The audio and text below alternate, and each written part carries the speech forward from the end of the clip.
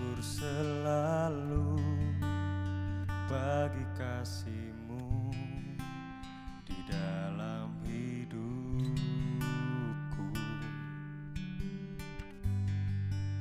dan takkan ku ragu atas rencana-Mu untuk masa depanku.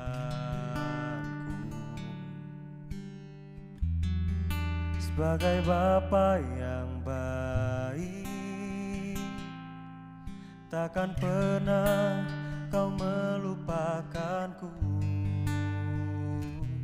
Sebagai Bapa yang sangat baik, takkan pernah Kau meninggalkanku. Ku kan menari dan bersuka karena-Mu, oh Yesusku, dan ku kan minum air-Mu bagai rusa rindu. Selalu ku hidup dalam-Mu dan hidup-Mu di dalamku, oh Yesusku. Kau sangat ku cinta.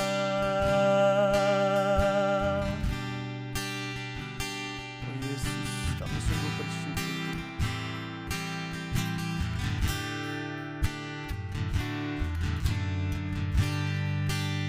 Bersyukur selalu bagi kasih-Mu di dalam hidupku, dan takkan ku ragu atas rencana-Mu untuk masa depanku. Sebagai Bapa yang baik, takkan pernah Kau melupakanku. Sebagai Bapa yang sangat baik, takkan pernah Kau meninggalkanku. Ku kan menari dan bersuka karena-Mu, oh Yesusku, dan ku kan minum air-Mu bagai rusa rindu. Selalu ku hidup dalam-Mu dan hidup-Mu di dalamku, oh Yesusku.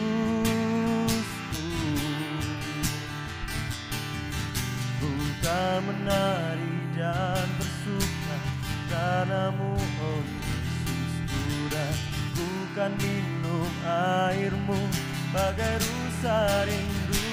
Selalu ku hidup dalam-Mu dan hidup-Mu di dalamku, oh Yesus. Kau sangat ku cinta.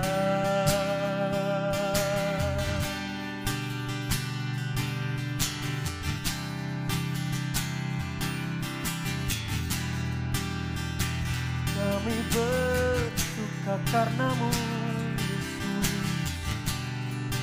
Kami bersuka karena kesetiaan-Mu.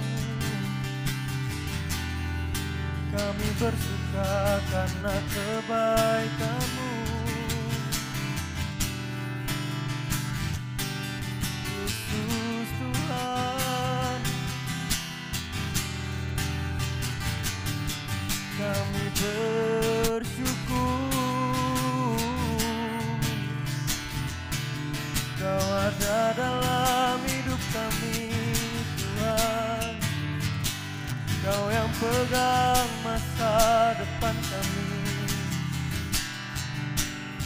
Kau yang selalu ada, Tuhan, di setiap musim hidup kami,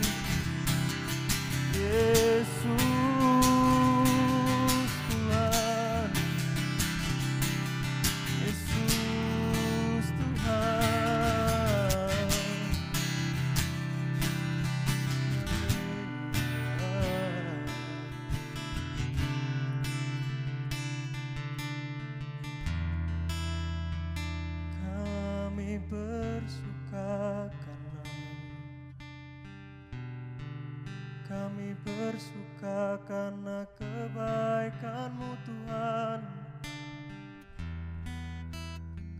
karena kesetiaan-Mu dalam kami.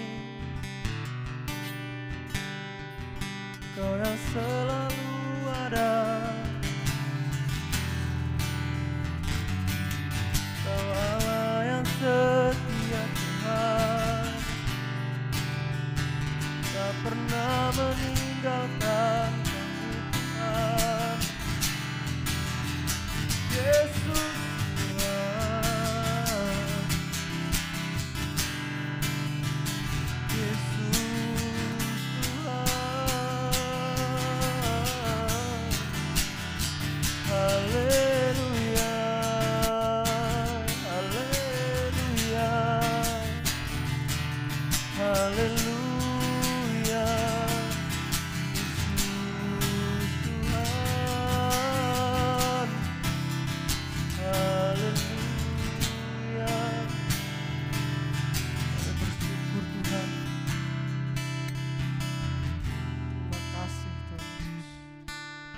Selalu ada bagi kami Tuhan. Kau tak pernah meninggalkan kami Yesus.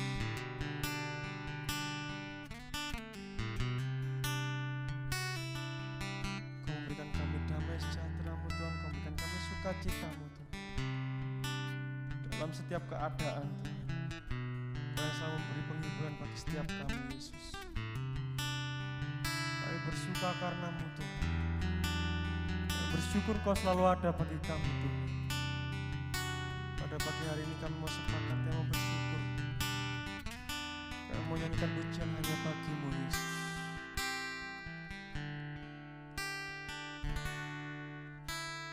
Kan menari dan bersuka karena-Mu, oh Yesusku, dan bukan minum air-Mu bagai rusa rindu. Selalu ku hidup dalam-Mu, hidup-Mu di dalamku, oh Yesus.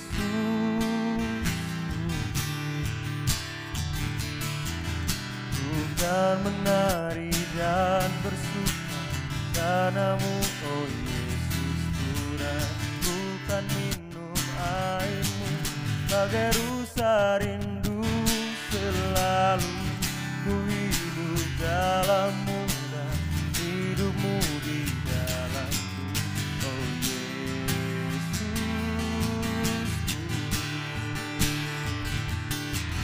oh Yesus,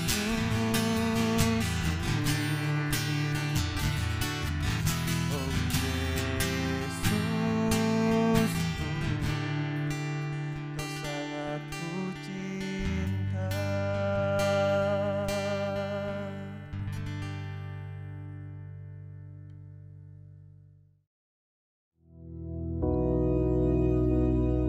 Bapa kami yang di surga, dikuduskanlah nama-Mu, datanglah kerajaan-Mu, jadilah kehendak-Mu di bumi seperti di surga. Berikanlah kami pada hari ini makanan kami yang secukupnya, dan ampunilah kami akan kesalahan kami, seperti kami juga mengampuni orang yang bersalah kepada kami. Dan janganlah membawa kami ke dalam pencobaan, tetapi lepaskanlah kami daripada yang jahat. Karena Engkau-lah yang empunya kerajaan dan kuasa dan kemuliaan sampai selama-lamanya. Amin.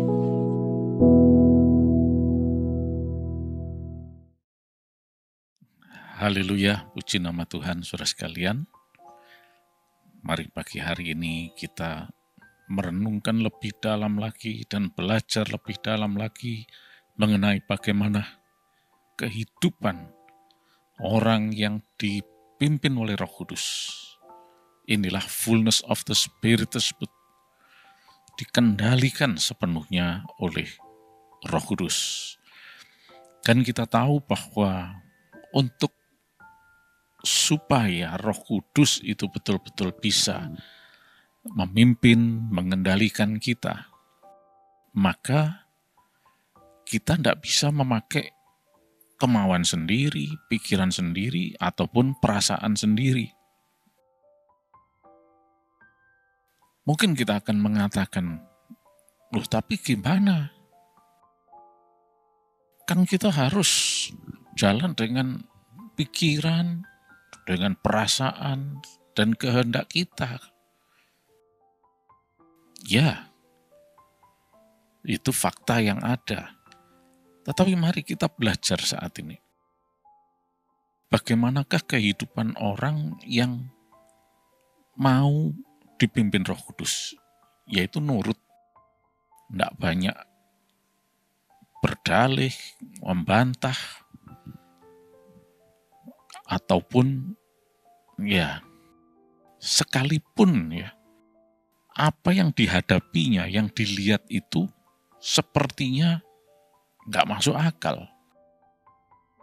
Tetapi lebih taat, lebih nurut daripada pakai pikirannya sendiri.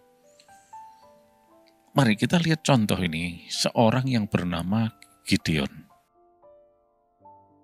Di dalam kitab Hakim-Hakim ya, dimulai dari pasal yang sebelum pasal 7, nanti kita akan baca yang pasal 7, Gideon ini dipilih Tuhan untuk membebaskan orang Israel dari penindasan orang Midian dan sekutunya yang berjumlah kira-kira 135.000 tentara.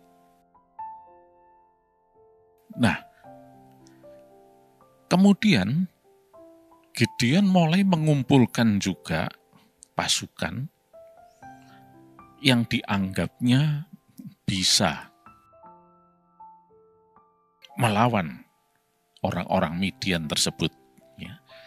Nah, supaya kita lihat cerita detailnya, ayo kita baca pasal 7 mulai ayat yang pertama. Ya.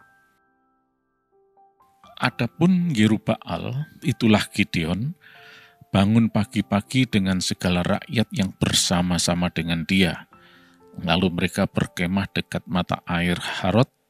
Perkemahan orang Midian itu ada di sebelah utaranya, dekat More, di lembah. Berfirmanlah Tuhan kepada Gideon, terlalu banyak rakyat yang bersama-sama dengan engkau itu daripada yang kuhendaki untuk menyerahkan orang Midian ke dalam tangan mereka. Jangan-jangan orang Israel memegah-megahkan diri terhadap aku sambil berkata, tanganku sendirilah yang menyelamatkan aku. Maka sekarang, serukanlah kepada rakyat itu demikian. Siapa yang takut dan gentar, biarlah ia pulang. Enyah dari pegunungan Gilead. Lalu pulanglah 22.000 orang dari rakyat itu dan tinggallah 10.000 orang. Tapi Tuhan berfirman pada Gideon, masih terlalu banyak rakyat. Suruhlah mereka turun minum air, maka aku akan menyaring mereka bagimu di sana. Siapa yang kufirmankan kepadamu? Inilah orang yang akan pergi bersama-sama dengan engkau. Dialah yang akan pergi bersama-sama dengan engkau. Tetapi barang siapa yang kufirmankan kepadamu, inilah orang yang tidak akan pergi bersama-sama dengan engkau, dialah yang tidak akan pergi. Lalu Gideon menyuruh rakyat itu turun minum air. Dan berfirmanlah Tuhan kepadanya, barang siapa yang menghirup air dengan lidahnya seperti anjing menjilat, haruslah kau kumpulkan tersendiri. Demikian juga semua orang berlutut untuk minum. Jumlah orang yang menghirup dengan membawa tangannya ke mulutnya ada 300 orang. Tetapi yang lain dari rakyat itu semuanya berlutut minum air. Lalu berfirmanlah Tuhan pada Gideon, dengan ke-300 orang yang menghirup itu akan kuselamatkan kamu. Aku akan menyerahkan orang Midian ke dalam tanganmu, tapi yang lain dari rakyat itu semuanya boleh pergi, masing-masing ke tempat kediamannya. Nah, sampai di sini dulu pembacaan kita. Ya.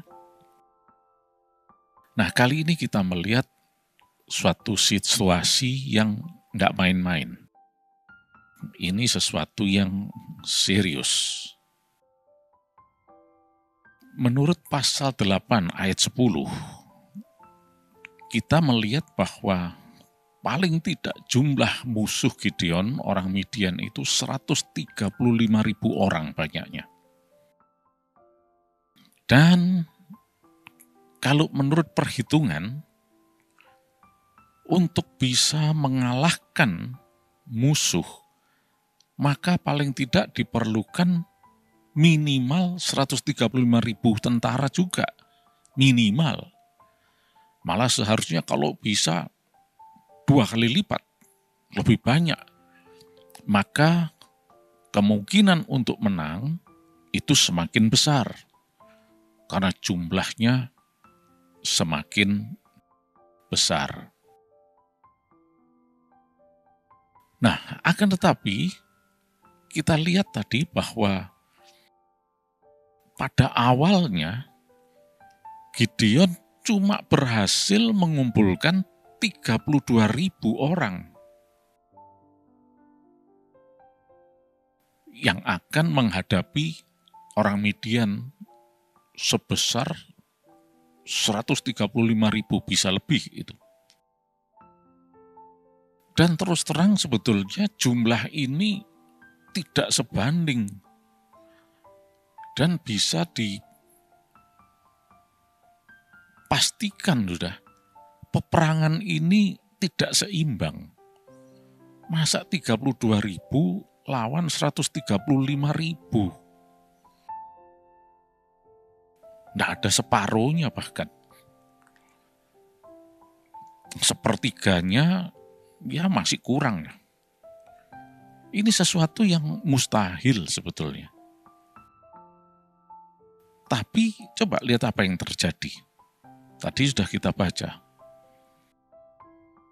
Tuhan mengatakan kepada Gideon, terlalu banyak 32.000 itu.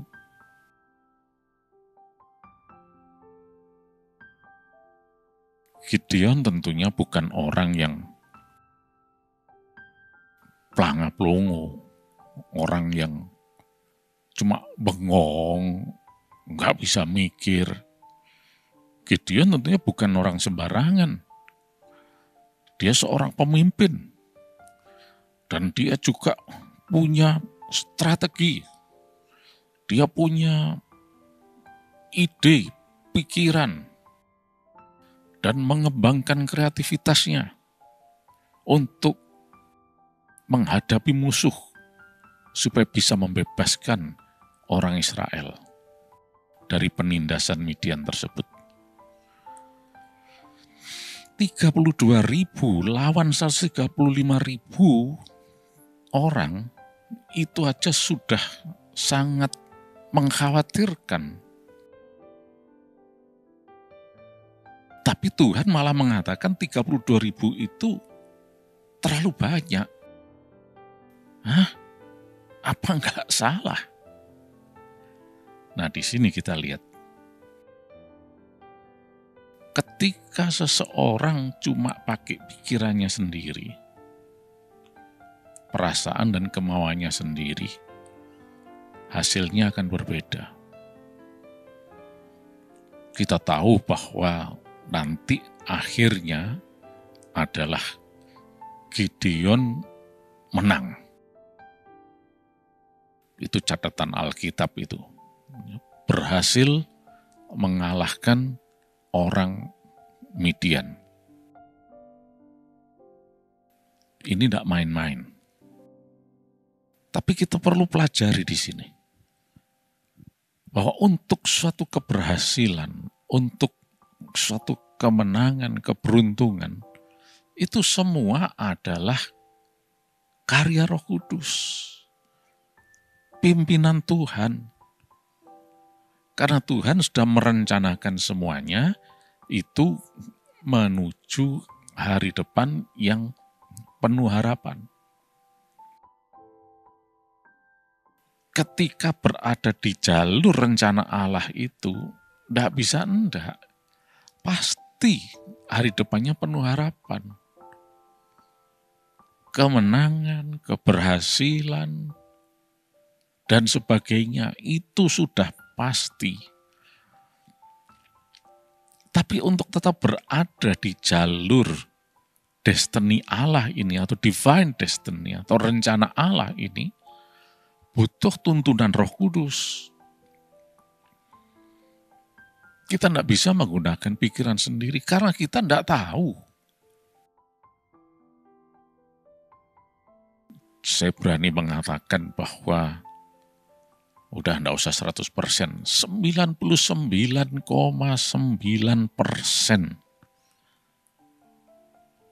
orang yang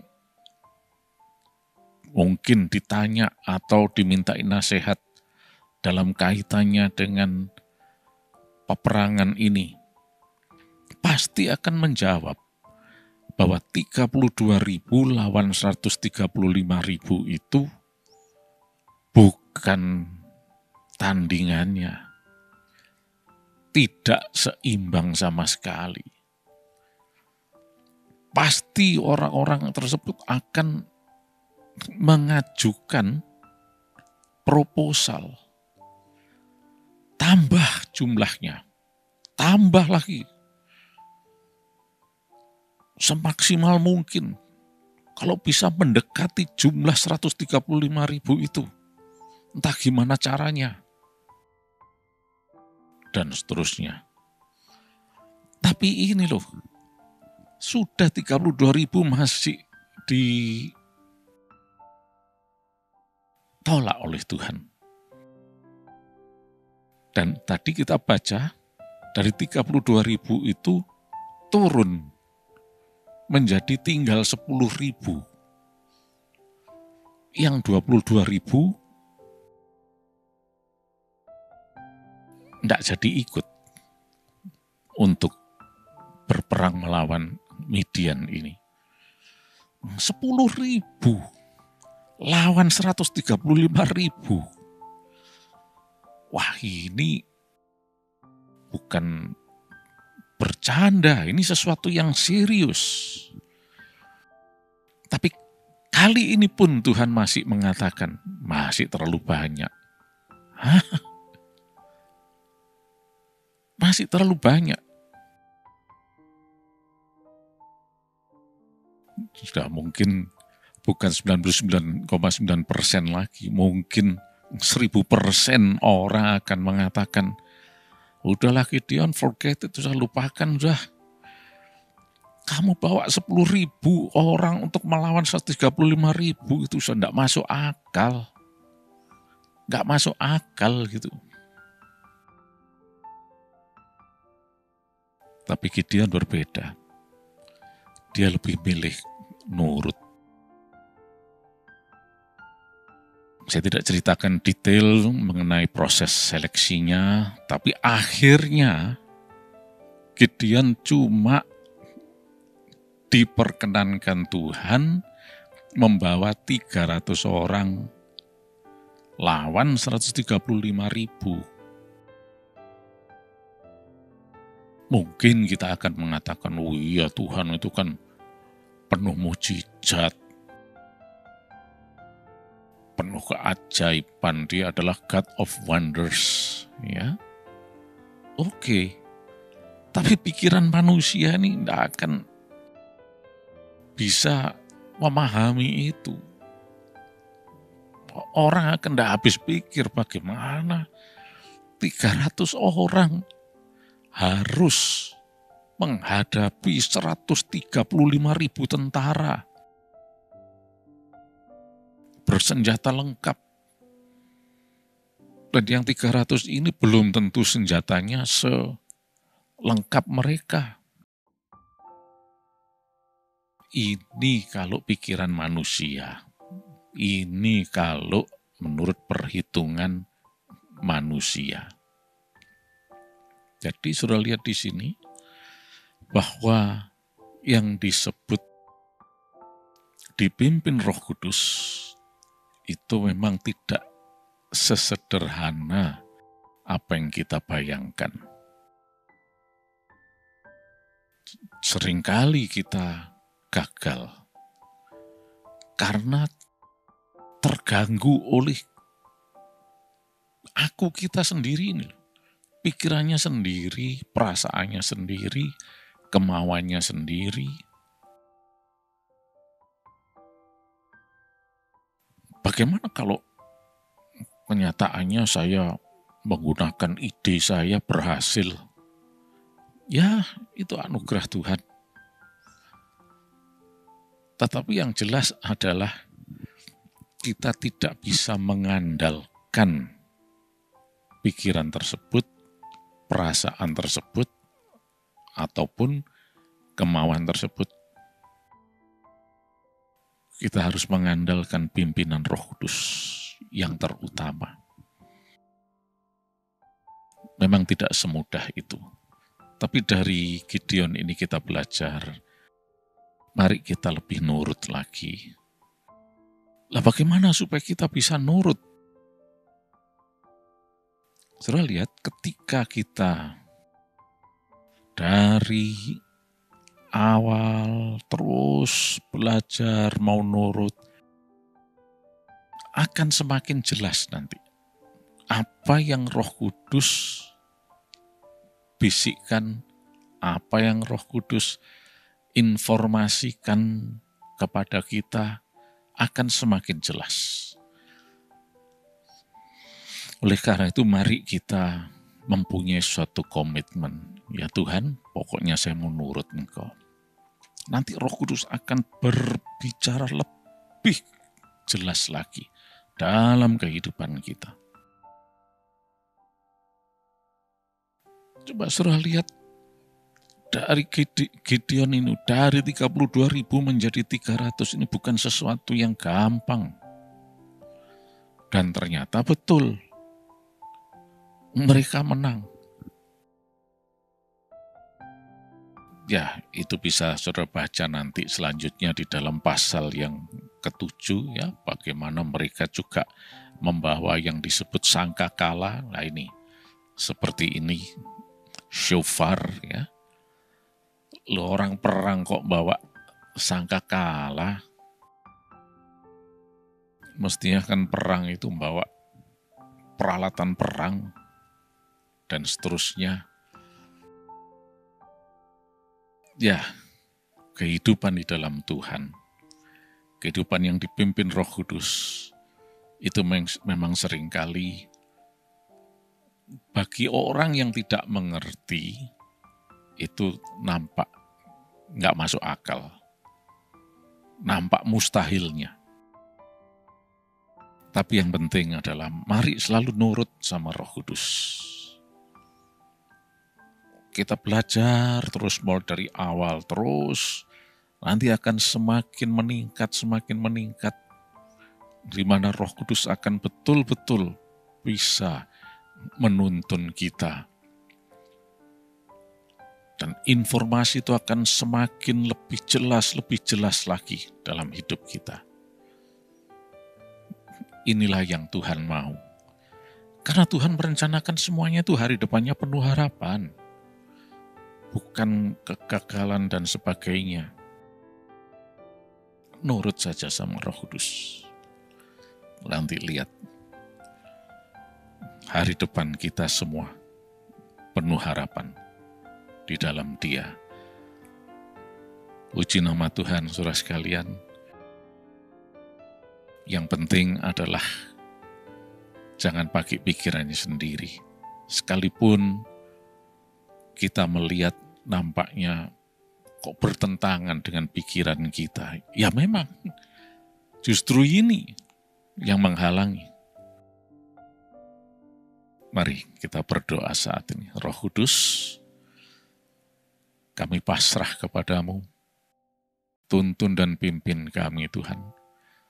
Dalam segala hal. Karena kami tahu rancangan bagi kami adalah hari depan yang penuh harapan. Roh Kudus, kami hanya mengandalkan Engkau. Terima kasih Tuhan Yesus, Engkau Allah yang baik. Sepanjang hari ini Tuhan, kami diberkati berkelimpahan. Kami sehat, dan kami boleh memuliakan nama-Mu. Terima kasih Tuhan, terima kasih. Kami hormati Engkau, Roh Kudus. Di dalam nama Yesus Kristus. Amin.